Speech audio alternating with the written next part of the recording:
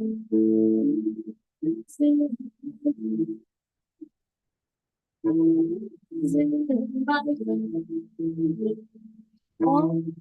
doors you open themselves, all to themselves.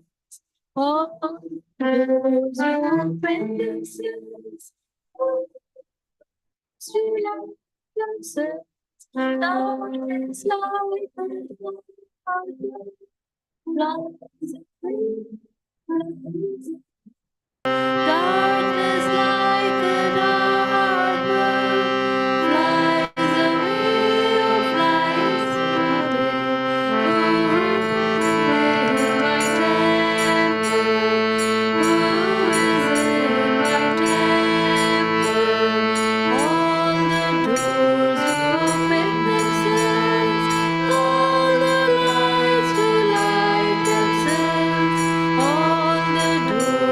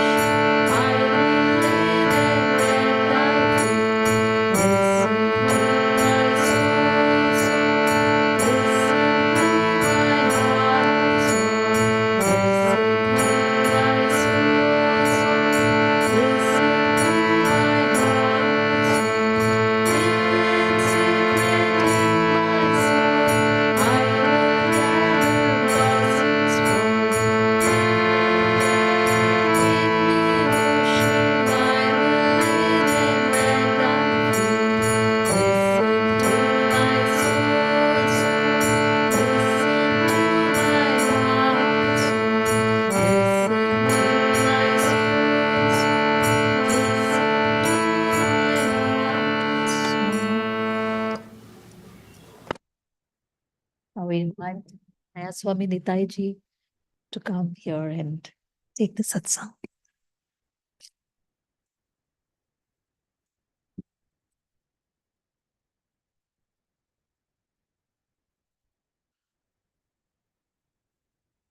With your chant.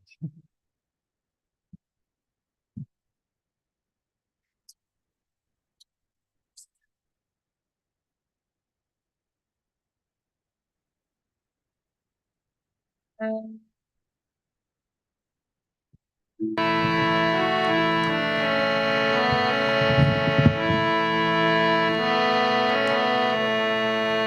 art my life, thou art my love, thou art the sweetness which I do see.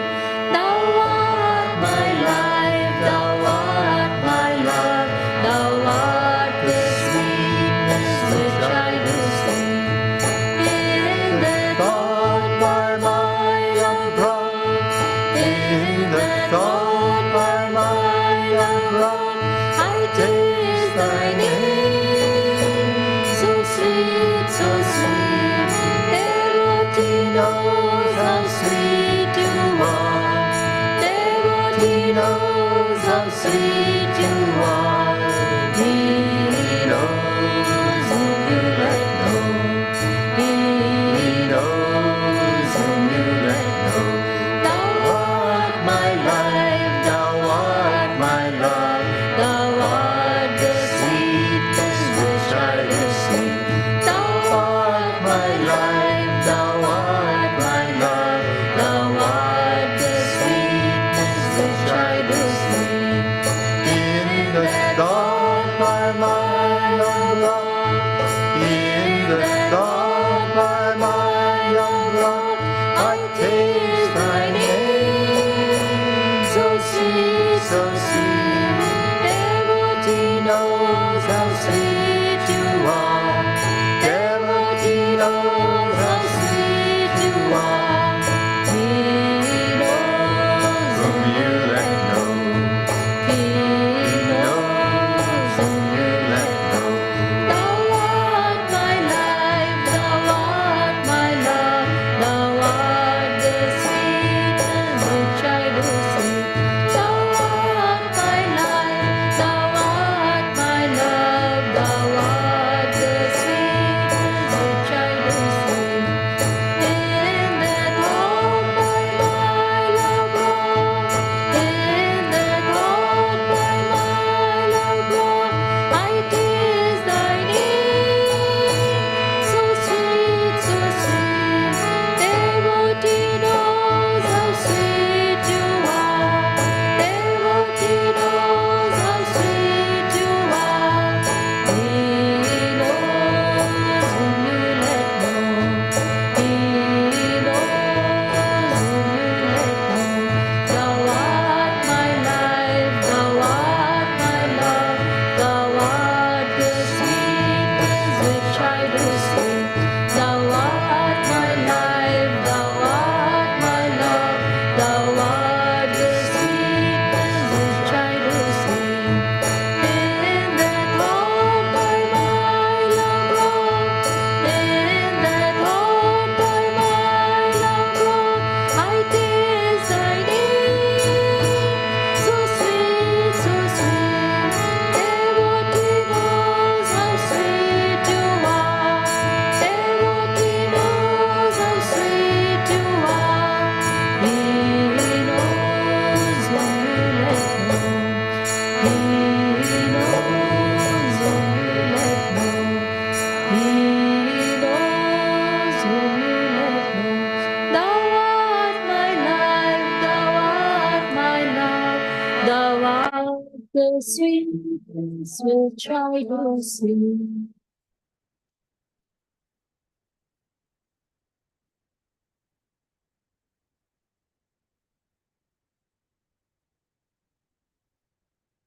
So when Master went to the West, he was amazingly popular. Thousands of people would come to the talks, just wanting to find out about these wonderful teachings. And while he was there, he was always looking for links. How could he share this wonderful wealth with a Western audience? And he found two Western saints in particular that he felt were very resonant with yoga and this approach. One was Saint Francis of Assisi, and the other was Saint Teresa of Avila. She's less well known, but she has an incredible book. It's called The Interior Castle, and it's a description of her spiritual experience, which is very closely aligned with things we're familiar with from the Vedas, especially Patanjali. So if you ever want to look at an interesting book, I encourage you to get that. This chant is called God Alone. It's also called Saint Teresa's aphorism. Let nothing disturb you, nothing affright you, all things will pass, but God changes not.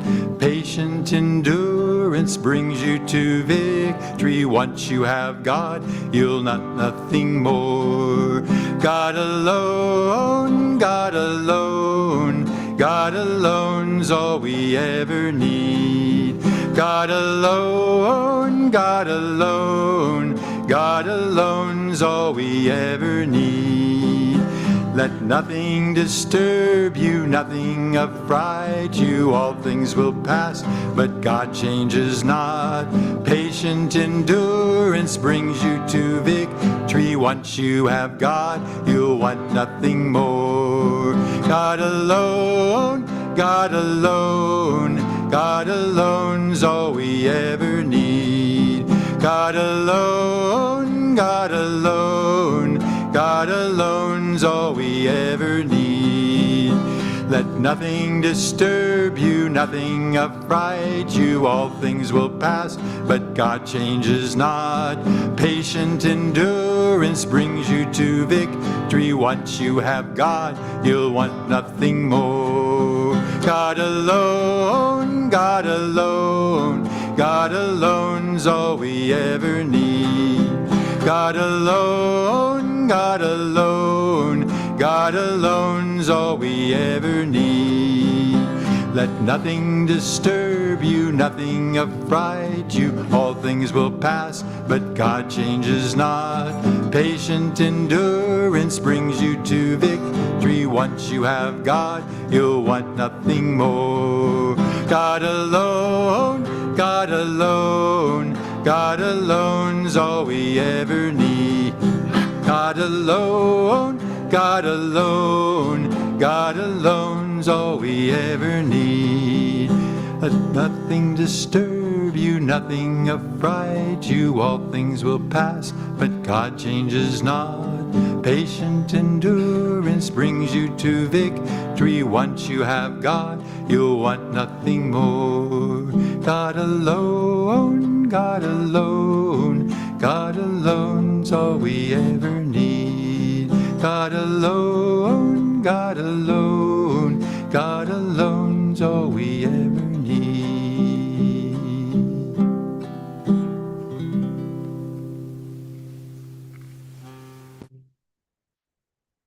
We'll have a reading now from Whispers.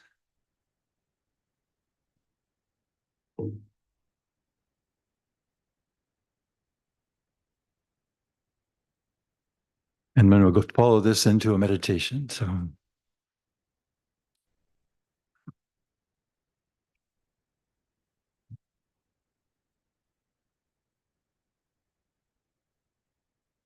Whispers from Eternity by Paramhansa Yogananda.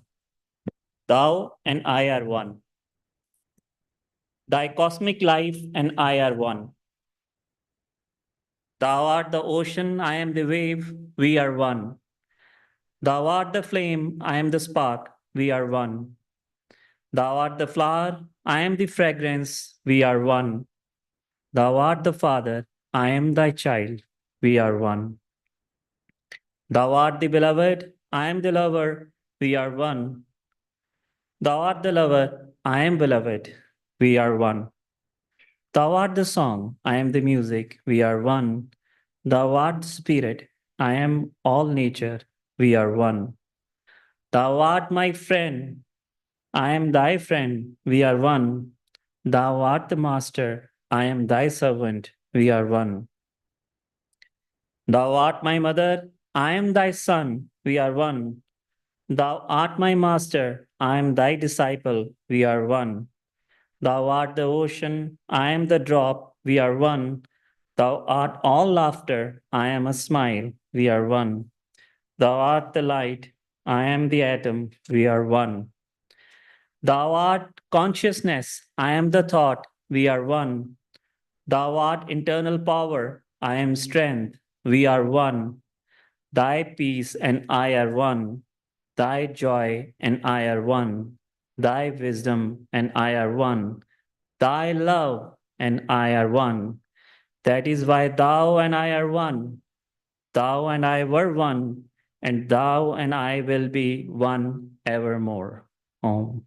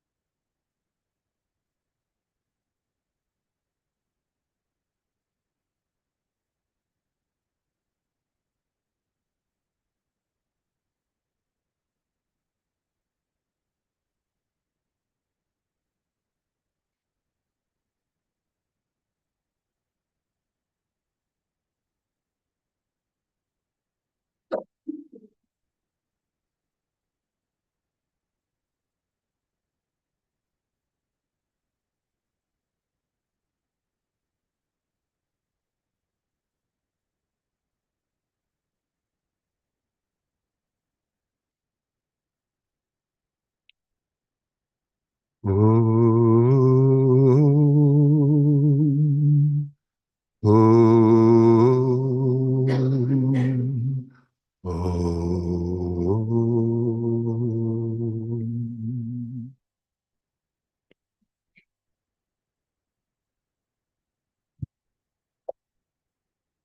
Welcome this morning. Very happy to be here with you. This topic of oneness of God and us is an incredible goal and one of the great central parts of this whole thing that Master teaches us, that we are one and we've always been one. However, we figured out a way to forget somehow, and we found ourselves separate. But we are that innate nature of our essential oneness calls us continually throughout many lifetimes and throughout many mistakes and challenges and side paths and all the different things that happen to us. But we always have that there.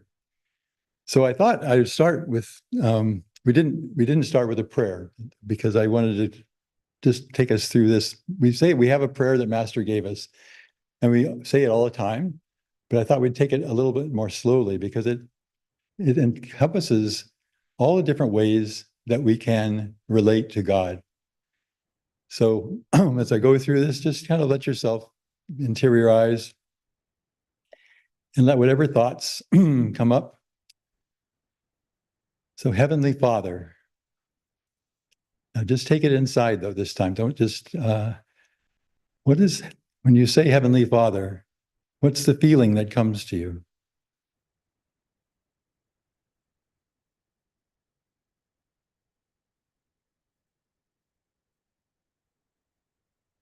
The next phrase, Divine Mother.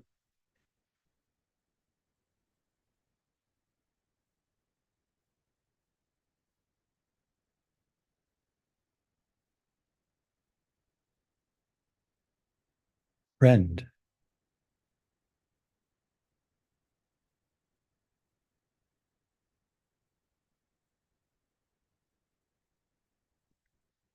Beloved God.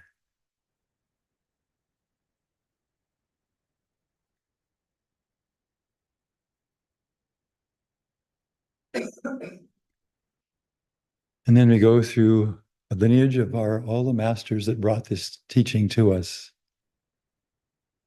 Jesus Christ.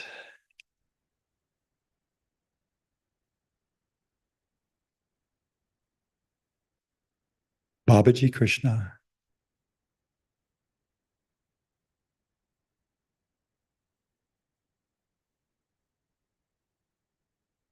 Lahiri Mahashaya.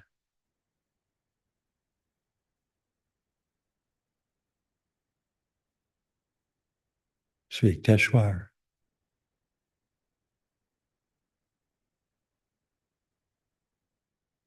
Paramahansa Yogananda.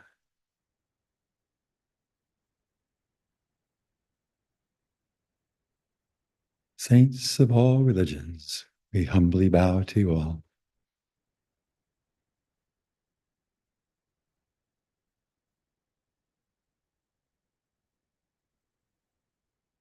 So, in going deep into that relationship, we find out that we can tune in different ways, through the father, the mother. Friend is an interesting one. Seeing God as your friend. We all have friends. And of course, God would be the highest octave of that friendship. But a friend is somebody that you're a little bit relaxed with. And you do fun things with that are for your friends. To think of God in that light is very interesting, because sometimes we put God on a pedestal and he's kind of far away and we relate to him.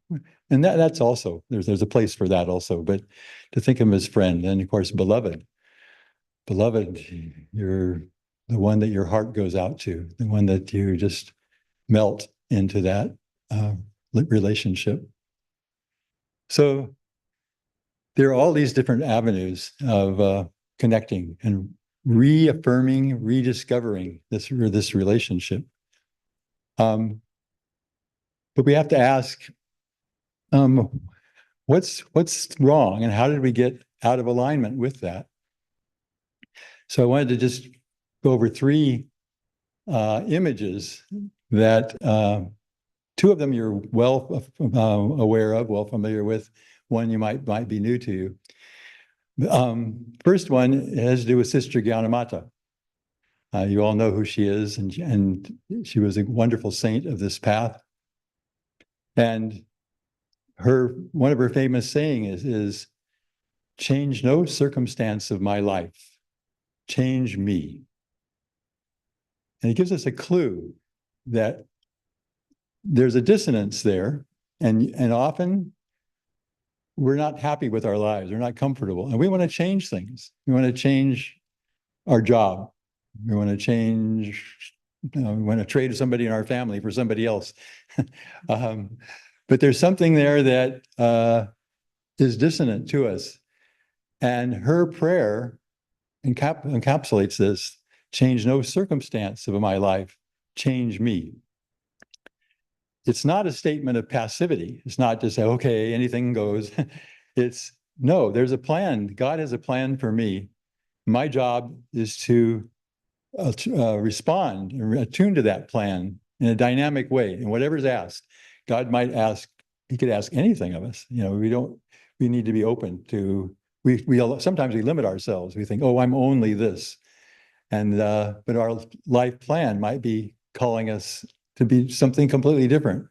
And it's by this inner attunement that we're able to open up and be, move into whatever it is that God wants us to do. Well, related to this is a saying from the Bhagavad Gita.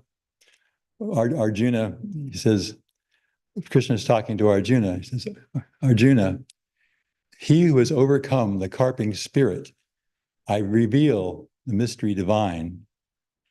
And the key word there is carping. It's related to Sister Gyanamata's thing about don't change anything, change me. Well, here, carping. What does carping mean? Carping is complaining. Oh, darn it, this part of my life's a mess, or whatever it is, or God, you didn't do that quite right. I didn't really get what I wanted. But to learn to be that, that's what keeps us apart. That's what keeps us from being one, is this complaining spirit. But if we can just continually train ourselves to accept, to appreciate, to celebrate. One of my favorite images was from one of the early monks who was alive during Master's time, called Brother Turiyananda. And this is after Master passed, but he was walking with some friends and he slipped and he broke his arm. He fell really hard on the pavement. He broke his arm. And they were watching and wondering, well, how's he going to respond? He jumped up and said, yes, Master, because he trained himself to accept whatever came, even the things that didn't seem like they were very much fun. But he knew that in the long run, God has the best plan. God has the right thing for us. And our job is to learn to accept it and work with, attune with it. And then the more we do that, of course, the more we have of that special sense of oneness. So the third story is the one you're probably not familiar with, because it's a Western saint, Padre Pio. He's from the 20th century. He lived in Italy. And one little link that's I was told by Swami, he said that one of the things that Padre Pio did was he held confessions for people, which is a little bit like our purification ceremony. And someone came to him who had been, initiated into Kriya and said, Father, I'm not sure this is the right thing to do, but I'm practicing Kriya Yoga. And the story that comes back is Padre Pio says, shh, don't tell anyone, but you're doing the right thing. Because most of his other Catholic priests wouldn't have understood. But anyway, he has a beautiful image. So same teaching, these teachings are universal. If you go, we know that if we go to the heart of any particular religion, we'll find these universal truths. So his story was, he said, it's like a mother. The mother is sitting in her chair and she's working on her needlework. And she's sewing this beautiful pattern with all the different colored threads and things. And the son is sitting down in the seat below, looking up at his mother. And she's working on the needlework, and all he can see is the back of it. And he says, Mother, why is that? It looks so uncomplicated. Says there's so many knots that are just showing out in different colored threads and all, and there's no pattern to it. And the mother stops, and then she turns what she's working on over, and so he can see the front of it. And it's this beautiful, beautiful image, very intricate, very well done. And Padre Pio says, but the son was sitting in the lower seat. And he says, that's the seat that most of us sit in. We're sitting in the lower seat. And we look at God's plan for us and for everybody else, and it doesn't make sense. It looks a little crazy. It's just kind of, what's going on? But that's because we're at the lower seat. We can just move and look and see this front of the image. Everything is in perfect order. It's a challenge, it's a challenge always. It's especially a challenge right now in life, because outwardly there's a lot of things that looks like they're not working out so well. I had written to Jyotish about something that was happening with one of the students in our online school. And he wrote back and he said, yes, sometimes we really would like to have God change these outward circumstances. He said, but our job is not to change it. That's God's job. Our job is to bring light however we can, look for ways, how can I bring light into this situation? So as we do our work as devotees, as students, as disciples, we have many, many opportunities for how to complete this circuit, how to make this connection one of wholeness and one of completion. So when I came this morning, I was a little bit early, and I have heard all these sounds, and I went in the next room, and most of you were practicing for the play, Two Penniless Boys from Vrindavan. And it's of course, it's a beautiful story, but the fact that everybody was in there working on this play together was a wonderful form of satsang. Just being able to keep our minds focused on what are the goals. Now, we could have been out this morning, stopping on the restaurant here a little early, grabbing a cup of coffee or something, and maybe looking at our cell phones and what's happening in the news. That would be something that many of us do, but it's not something that helps us to deepen this commitment. But satsang is, by definition, it's a tool for harmonizing ourselves with truth, sangha. And if we look at our lives, any way we can get satsang is going to help us, going to remind us of why we're here, that we're here to attune ourselves in a sense of oneness with God. Earlier in the week, I visited some people just outside of Gurgaon on the south side, and they'd gotten together. There's about half a dozen people, and they have gotten apartments in the same high rise. And it's a beautiful place. And I was watching as we spent the afternoon together, and we went from one thing to another, but they all had somehow reminded us of what we were doing, reminded us of truth, because everybody there was a devotee. And so we were talking, and people would bring in their ideas, but they would always bring in ideas, that were aligned with the teachings. We decided to go for a walk, and the walk lasted about 20 minutes. And the whole time, people were just talking about God and truth, and just, isn't it beautiful? And this kind of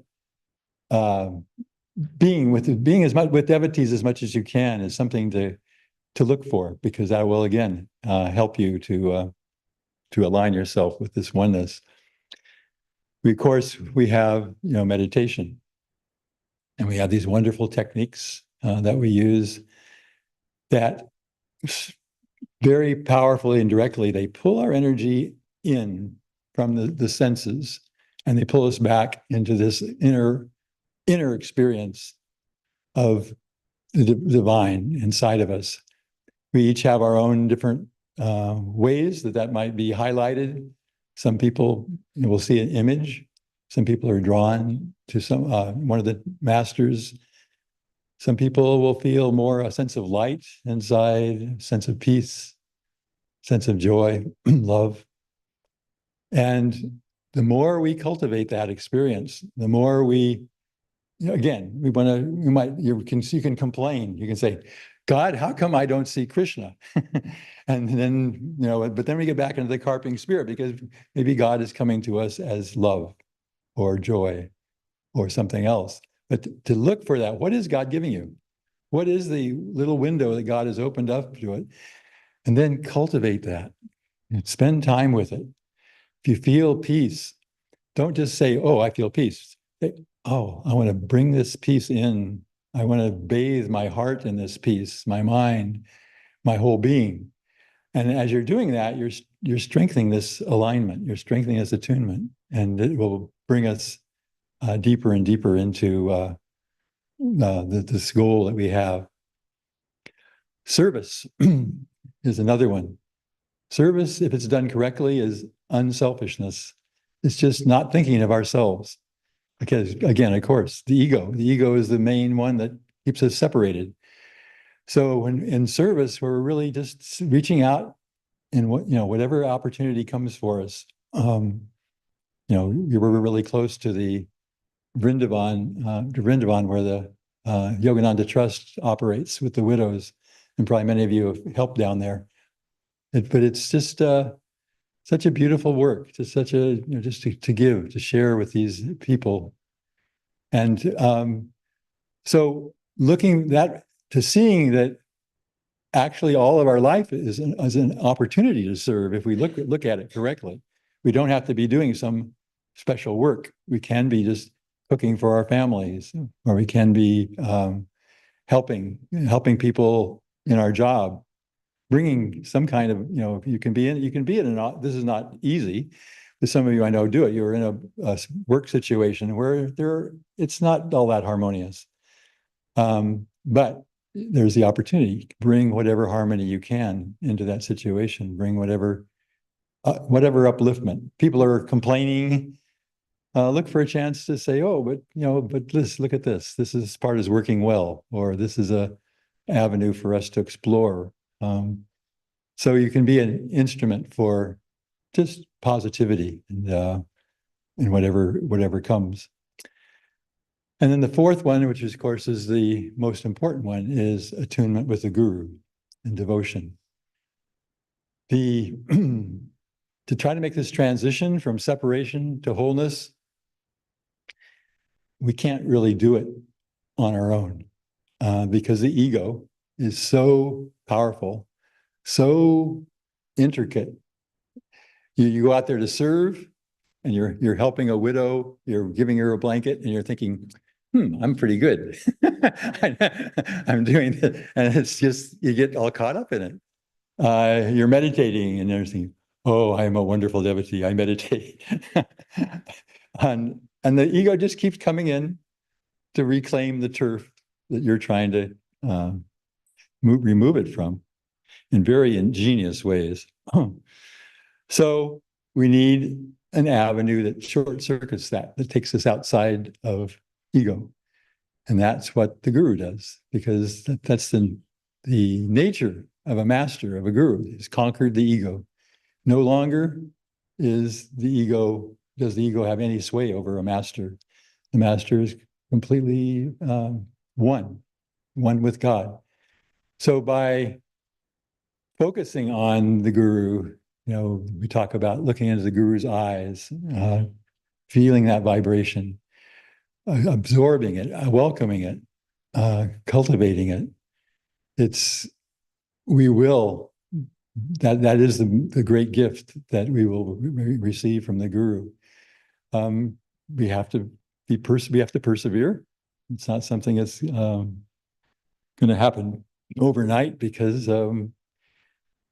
we've had a long time of cultivating a separation in different ways. We've followed a lot of desires, we've become very restless, because that's what keeps us from kind of melting into this oneness, this restlessness. And when you go to meditate, it can be very disturbing, as you've been meditating a long time, and you've been trying to meditate maybe for years, and you sit down and all of a sudden your mind's someplace else, and you can get very frustrated.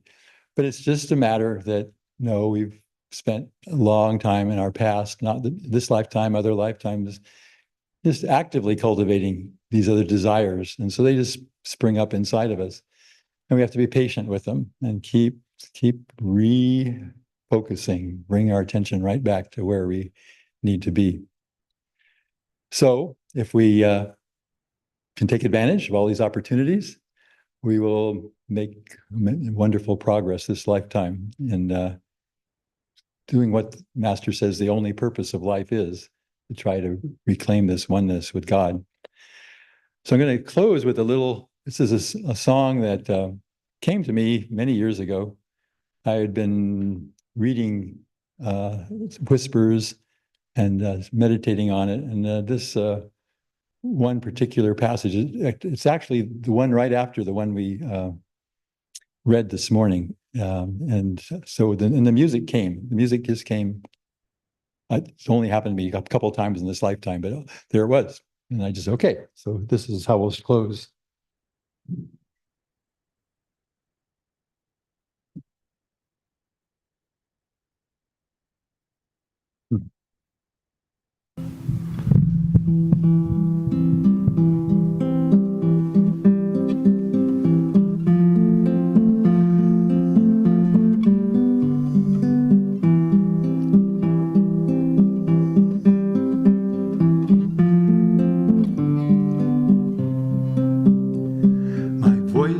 Was made to sing thy glory, my ears were made to hear thy call, my eyes were made to see thy beauty shining through us all. My hands I give into thy service, my mind will learn thy truths alone, my soul I offer as a channel to guide thy children home. My voice was made to sing thy glory, my ears were made to hear thy call, my eyes were made to see thy beauty shining through us all.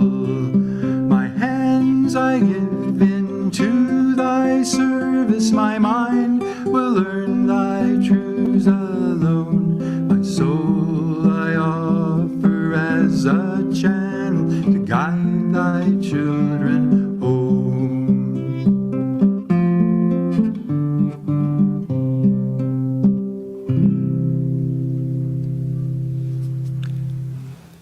So let's go back to that original theme, oneness with the divine, oneness with the God.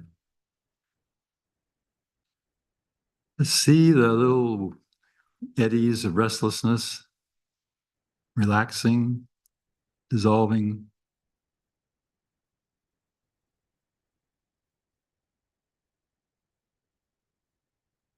Just try to absorb, open our hearts and minds.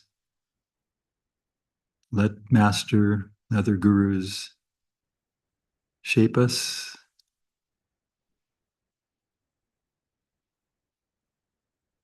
Help us to become flawless instruments for letting God flow through us in every aspect of our lives.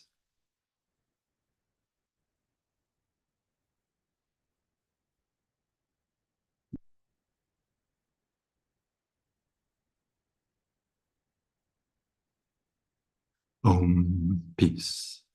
Amen.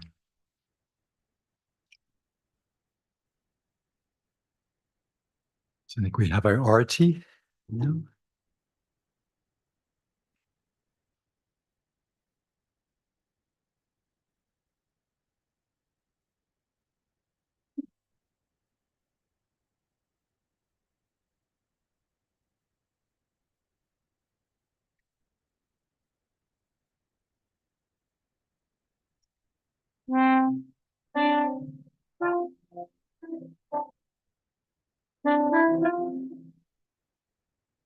Shri Ram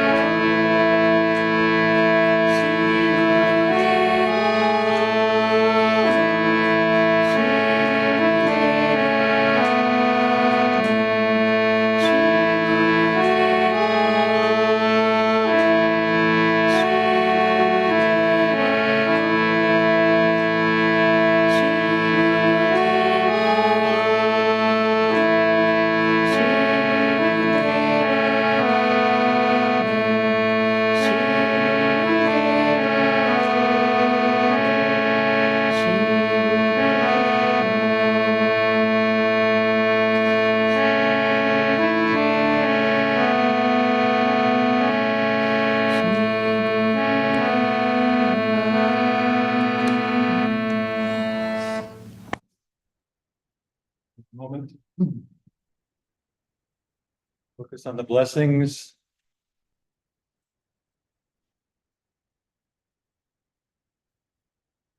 Focus on the blessings of this satsang we've shared. Visualize that blessing permeating all of our lives as we go through the coming week.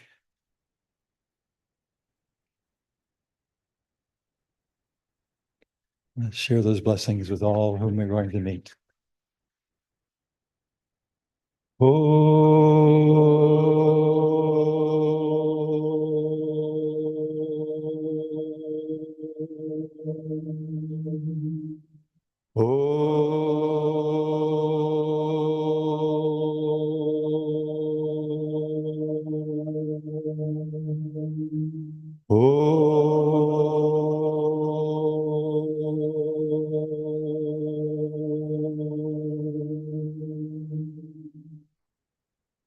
Shanti, Shanti, Shanti. Go out with joy.